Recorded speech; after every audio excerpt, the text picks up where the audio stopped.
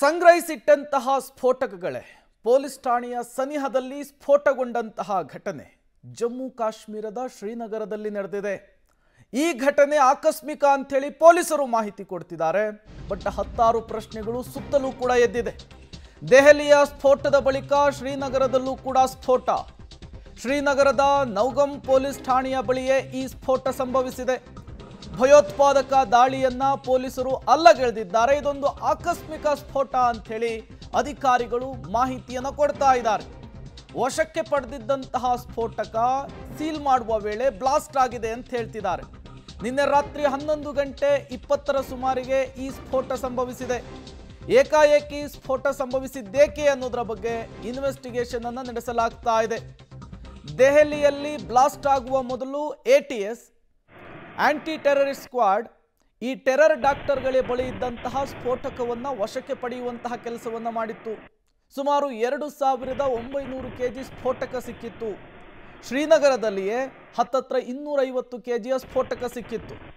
ಈ ಸ್ಫೋಟಕವನ್ನು ಸಂಗ್ರಹಿಸಿಡಲಾಗಿತ್ತು। ಅದನ್ನು ಲ್ಯಾಬ್ಗೆ ತೆಗೆದುಕೊಂಡು ಹೋಗುವಂತಹ ಸಂದರ್ಭದಲ್ಲಿ ಈ ಸ್ಫೋಟ ಆಗಿದೆ ಅನ್ನೋದು ಗೊತ್ತಾಗ್ತಾ ಇದೆ। ಫರೀದಾಬಾದ್ನಲ್ಲಿ ಸಿಕ್ಕಂತಹ ಸ್ಫೋಟಕಗಳನ್ನು ಸಂಗ್ರಹಿಸಿಡಲಾಗಿತ್ತು। ಅದೇ ಸ್ಫೋಟಕ ನಿನ್ನೆ ತಡರಾತ್ರಿ ಶ್ರೀನಗರದಲ್ಲಿ ಬ್ಲಾಸ್ಟ್ ಆಗಿರುವಂತಹದ್ದು। ಫರೀದಾಬಾದ್ನಲ್ಲಿ ಭಾರೀ ಸ್ಫೋಟಕವನ್ನು ಪೊಲೀಸರು ವಶಪಡಿಸಿಕೊಂಡಿದ್ರು। ನೌಗಾಮ್ ಠಾಣೆಯಲ್ಲಿ ಸಂಗ್ರಹಿಸಿಡಲಾಗಿದ್ದಂತಹ ಸ್ಫೋಟಕವೇ ಸ್ಫೋಟವಾಗಿದೆ। ಸ್ಫೋಟಕದ ಮಾದರಿಯನ್ನು ಪರಿಶೀಲಿಸ್ತಾ ಇದ್ದಂತಹ ಸಂದರ್ಭದಲ್ಲಿ ಈ ಸ್ಫೋಟ ಸಂಭವಿಸಿದೆ। ಪೊಲೀಸ್ ಸಿಬ್ಬಂದಿ ಸೇರಿ 9 ಜನ ಈ ಸ್ಫೋಟದಲ್ಲಿ ಉಸಿರು ಚೆಲ್ಲಿದ್ದಾರೆ। ಇನ್ಸ್ಪೆಕ್ಟರ್, FSL ಸಿಬ್ಬಂದಿ, ಫೋಟೋಗ್ರಾಫರ್ಸ್, 2 ರೆವಿನ್ಯೂ ಆಫೀಸರ್, ಟೈಲರ್ ಕೂಡ ದುರ್ಮರಣಕ್ಕೀಡಾಗಿದ್ದಾರೆ। ಸ್ಫೋಟಕ ಸೀಲ್ ಮಾಡೋದಕ್ಕೆ, ಸ್ಟಿಚ್ ಹಾಕೋದಕ್ಕೆ ಬಂದಿದ್ರು ಟೈಲರ್। 27 ಪೊಲೀಸರು, 2 ರೆವಿನ್ಯೂ ಅಧಿಕಾರಿಗಳಿಗೆ ಗಾಯವಾಗಿದೆ ಅನ್ನುವಂತಹ ಮಾಹಿತಿ ಸಿಗ್ತಾ ಇದೆ। ಘಟನೆಯಲ್ಲಿ 3 ಸ್ಥಳೀಯರಿಗೂ ಕೂಡ ಗಾಯವಾಗಿದೆ ಅನ್ನುವಂತಹ ಮಾಹಿತಿ ಸಿಗ್ತಾ ಇರುವಂಥದ್ದು। ಆ ಘಟನೆ ನಡೆದಂತಹ ಸ್ಥಳವನ್ನು ಕೂಡ ಒಂದು ಕಡೆ ಗಮನಿಸ್ತಾ ಇದ್ದೀರಿ। ಯಾವ ರೀತಿ ಆ ಸ್ಫೋಟದ ಭೀಕರತೆ ಮತ್ತು ತೀವ್ರತೆ ಇತ್ತು ಅನ್ನೋದನ್ನು ತೋರಿಸ್ತಾ ಇದೆ। ಮತ್ತೊಂದು ಕಡೆ ಇನ್ಸ್ಪೆಕ್ಟರ್ ಅಜರ್ ಅವರ ಫೋಟೋವನ್ನು ಕೂಡ ನೀವು ಗಮನಿಸ್ತಾ ಇದ್ದೀರಿ। ಇವರ ಸಮ್ಮುಖದಲ್ಲಿಯೇ ಅದನ್ನು ಸೀಲ್ ಮಾಡುವಂತಹ ಕೆಲಸ ಆಗ್ತಾ ಇತ್ತು। ಈ ಸಂದರ್ಭದಲ್ಲಿ ಆ ಸ್ಫೋಟಕಗಳು ಸ್ಫೋಟಗೊಂಡಿದೆ। 3 ಸ್ಥಳೀಯರಿಗೆ ಗಾಯವಾಗಿದೆ। 20ಕ್ಕೂ ಹೆಚ್ಚು ಜನರು ಗಾಯವಾಗಿ ಆಸ್ಪತ್ರೆಯನ್ನು ಸೇರಿರುವಂಥದ್ದು। 11:20 ಸುಮಾರಿಗೆ ಈ ಸ್ಫೋಟ ಸಂಭವಿಸಿದೆ। ಈ ಸ್ಫೋಟದ ಸುತ್ತ ಈಗ ಹಲವು ಪ್ರಶ್ನೆಗಳು ಕೂಡ ಸಹಜವಾಗಿಯೇ ಮುನ್ನೆಲೆಗೆ ಬರ್ತಾ ಇರುವಂಥದ್ದು। ನೌಗಾಮ್ ಠಾಣೆಯಲ್ಲಿ ಸಂಗ್ರಹಿಸಿಟ್ಟಂತಹ ಸ್ಫೋಟಕ, ಟೆರರಿಸ್ಟ್ಗಳ ಬಳಿ ಸಿಕ್ಕಂತಹ ಸ್ಫೋಟಕ, ಅದನ್ನು ಸೀಲ್ ಮಾಡುವಂತಹ ಸಂದರ್ಭದಲ್ಲಿ ಬ್ಲಾಸ್ಟ್ ಆಗಿದೆ।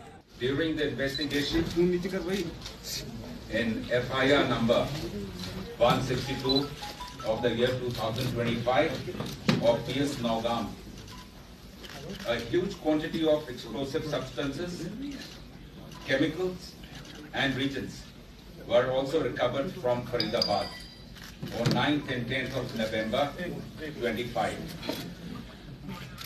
This recovery, like the rest of the recoveries which we have done, was transported and kept securely in the open area of police station Naugam.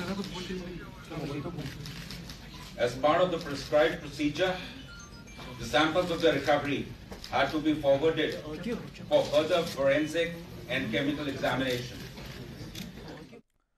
ಮತ್ತಷ್ಟು ಡೀಟೇಲ್ಸ್ ಅನ್ನು ಕೊಡೋದಕ್ಕೆ ನಮ್ಮ ಪ್ರತಿನಿಧಿ ಶಬೀರ್ ನೇರ ಸಂಪರ್ಕದಲ್ಲಿ ಜಾಯಿನ್ ಆಗಿದ್ದಾರೆ। ಶಬೀರ್, ಯೂಶುವಲಿ ಈ ರೀತಿಯ ಸ್ಫೋಟಕಗಳು ಸಿಕ್ಕಂತಹ ಸಂದರ್ಭದಲ್ಲಿ ಪೊಲೀಸರು ತುಂಬ ಎಚ್ಚರಿಕೆಯನ್ನು ವಹಿಸ್ತಾರೆ, ತುಂಬ ಮುಂಜಾಗೃತಾ ಕ್ರಮಗಳನ್ನು ವಹಿಸಿ ಅವುಗಳನ್ನು ಸೀಲ್ ಮಾಡುವಂತಹ ಕೆಲಸವನ್ನು ಮಾಡ್ತಾರೆ। ಹಾಗಿದ್ದೂ ಕೂಡ ಈ ಸ್ಫೋಟಕಗಳು ಸ್ಫೋಟಗೊಂಡಿದ್ದು ಹೇಗೆ ಅಂತ ಹೇಳಿ, ಇದರ ಹಿಂದೆ ಬೇರೆ ಏನಾದರೂ ಕಾರಣ ಇರಬಹುದಾ ಅನ್ನುವಂತಹ ಅನುಮಾನ ಸ್ಪೀರ್? ನೋಡಿ, ಜಮ್ಮು ಕಾಶ್ಮೀರದ ಪೊಲೀಸರು ಈಗ ಅಧಿಕೃತವಾಗಿ ಕೊಡ್ತಾ ಇರುವಂತಹ ಮಾಹಿತಿ ಏನು ಅಂದರೆ, ಇದೊಂದು ಆಕಸ್ಮಿಕವಾಗಿ ಸಂಭವಿಸಿರುವಂತಹ ಸ್ಫೋಟ ಅನ್ನುವಂಥದ್ದು। ಆದರೆ ಸ್ಫೋಟಕ್ಕೆ ನಿಖರವಾದಂಥ ಕಾರಣ ಏನು ಅನ್ನುವಂಥದ್ದನ್ನು ಇನ್ನೂ ಕೂಡ ಪತ್ತೆ ಹಚ್ಚಲಾಗ್ತಾ ಇರುವಂಥದ್ದು। ಏನಕ್ಕೆ ಇದು ಸ್ಫೋಟ ಆಯಿತು ಅನ್ನುವಂಥದ್ರ ಮಾಹಿತಿಯನ್ನು ಕೂಡ ಕಲೆ ಹಾಕುವಂತಹ ಪ್ರಯತ್ನಗಳು ಕೂಡ ನಡೀತಾ ಇದ್ದಾವೆ। ಮುಖ್ಯವಾಗಿ ನಿನ್ನೆ ರಾತ್ರಿ 11:20 ಸರಿಸುಮಾರಿಗೆ ಈ ಒಂದು ಘಟನೆ ನಡೆದಿರುವಂಥದ್ದು। ಫರೀದಾಬಾದ್ನಲ್ಲಿ 360 kg ಅಷ್ಟು ಏನು ಸ್ಫೋಟಕಗಳನ್ನು ಸ್ಫೋಟಕವನ್ನ ವಶಪಡಿಸಿಕೊಳ್ಳಲಾಗಿತ್ತು.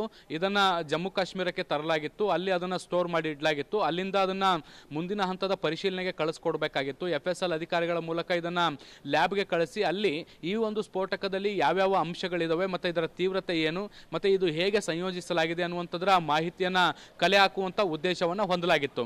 ಆದ್ರೆ ಇದನ್ನ ಕ್ಯಾರಿ ಮಾಡಬೇಕಾದಂತ ಸಂದರ್ಭದಲ್ಲಿ ಏಕಾಏಕಿ ಸ್ಫೋಟ ಆಗಿದೆ ಅನ್ನುವಂತಹ ಮಾಹಿತಿಗಳೀಗ ಸಿಗ್ತಾ ಇರುವಂತದ್ದು. ಸ್ಫೋಟದ ತೀವ್ರತೆಗೆ 32 ಮಂದಿಗೆ ತೀವ್ರತರದ ಗಾಯಗಳಾಗಿರುವಂಥದ್ದು, 10 ಮಂದಿ ಅಧಿಕಾರಿಗಳಿಗೆ ಇದರಲ್ಲಿ ಸಾವನ್ನಪ್ಪಿರುವಂಥದ್ರ ಬಗ್ಗೆ ಮಾಹಿತಿಗಳು ಕೂಡ ಈಗ ಸದ್ಯಕ್ಕೆ ಲಭ್ಯ ಆಗ್ತಾ ಇರುವಂಥದ್ದು. ಈ ಒಂದು ಪ್ರಕರಣವನ್ನ ಈಗ ಗಂಭೀರವಾಗಿ ತನಿಖೆಯನ್ನು ಕೂಡ ನಡೆಸಲಾಗ್ತಾ ಇರುವಂಥದ್ದು. ಇದೊಂದು ಆಕಸ್ಮಿಕ ಸ್ಫೋಟವ ಅಥವಾ ಇದರಿಂದಲೂ ಕೂಡ ಏನಾದರೂ ಷಡ್ಯಂತ್ರ ಇತ್ತಾ ಪಿತೂರಿ ಇತ್ತಾ ಅನ್ನುವಂಥದ್ರ ಮಾಹಿತಿಯನ್ನು ಕೂಡ ಈಗ ಕಲೆ ಹಾಕಲಾಗ್ತಾ ಇದೆ. ಮತ್ತೆ ಆ ಬಗ್ಗೆಯೂ ಕೂಡ ತನಿಖೆಗಳು ಕೂಡ ಈಗ ಸದ್ಯಕ್ಕೆ ಮುಂದುವರೆದಿದ್ದಾವೆ. ತನಿಖೆಯ ಬಳಿಕವಷ್ಟೇ ಇದೊಂದು ಮತ್ತೊಂದು ಉಗ್ರರ ಸ್ಫೋಟದ ಕೈವಾಡ ಆಗಿತ್ತಾ ಅನ್ನುವಂಥದ್ದನ್ನ ಕೂಡ ಗಮನಿಸಬೇಕು. ಯಾಕೆಂದ್ರೆ ಬರೀ ಸ್ಫೋಟಕ ಏಕಾಏಕಿ ಸ್ಫೋಟ ಆಗ್ಲಿಕ್ಕೆ ಸಾಧ್ಯ ಇಲ್ಲ. ಅದಕ್ಕೆ ಡಿಟೋನೇಟರ್ ಸೇರಿದಂತೆ ಬೇರೆ ಬೇರೆ ಲಿಂಕ್ ಗಳನ್ನ ಕೂಡ ಜಾಯಿಂಟ್ ಮಾಡಬೇಕಾಗುತ್ತೆ. ಸೊ ಆ ರೀತಿಯಲ್ಲಿ ಎಲ್ಲವೂ ಕೂಡ ಸಜ್ಜು ಮಾಡಿ ಇಡ್ಲಾಗಿತ್ತ ಅನ್ನುವಂಥ ಪ್ರಶ್ನೆಗಳು ಕೂಡ ಇದಾವೆ. ಸೊ ಹೀಗಾಗಿ ತನಿಖೆಯ ಬಳಿಕವಷ್ಟೇ ಇದಕ್ಕೆ ಸಂಬಂಧಪಟ್ಟಂತೆ ಇನ್ನಷ್ಟು ಮಾಹಿತಿಗಳು ಬರಬಹುದು. ಆದ್ರೆ ಈಗ ಸದ್ಯಕ್ಕೆ ಕಾಶ್ಮೀರ ಪೊಲೀಸರು ಹೇಳ್ತಾ ಇರುವಂತದ್ದು ಇದೊಂದು ಆಕಸ್ಮಿಕ ಸ್ಫೋಟ ಅನ್ನುವಂಥ ನಿಟ್ಟಿನಲ್ಲಿ. ಪ್ರೇಮ್, ಈ ಘಟನೆಯಲ್ಲಿ 20ಕ್ಕೂ ಹೆಚ್ಚು ಜನರಿಗೆ ಗಾಯವಾಗಿದೆ. ಬಟ್ ಕಾಡ್ತಾ ಇರುವಂತಹ ಪ್ರಶ್ನೆ, ಇದು ಆಕಸ್ಮಿಕನ ಅಥವಾ ಬೇರೆ ಏನಾದರೂ ಷಡ್ಯಂತ್ರ ಇತ್ತಾ ಅಂತೇಳಿ. ಬಟ್ ಜಮ್ಮು ಕಾಶ್ಮೀರ ಪೊಲೀಸರು ಹೇಳ್ತಾ ಇರುವಂತಹದ್ದು ಇದೊಂದು ಆಕಸ್ಮಿಕ ಘಟನೆ ಅಂತೇಳಿ. ಈ ಸ್ಫೋಟಕ ಏನಿತ್ತು ಇದು ಟೆರರಿಸ್ಟ್ಗಳ ಬಳಿ ಸಿಕ್ಕಂತಹ ಸ್ಫೋಟಕ. ಇದನ್ನು ಪರಿಶೀಲನೆಗೆ ಒಳಪಡಿಸುವ ಮೊದಲು ಇದು ಸ್ಫೋಟವಾಗಿದೆ. ರೆಡಿಯಾಗಿರುವಂತಹ ಸ್ಫೋಟಕವೇ ಸಿಕ್ಕಿತ್ತು ಅನ್ನುವಂತಹ ಡೀಟೇಲ್ಸ್ ಕೂಡ ಸಿಗ್ತಾ ಇದೆ.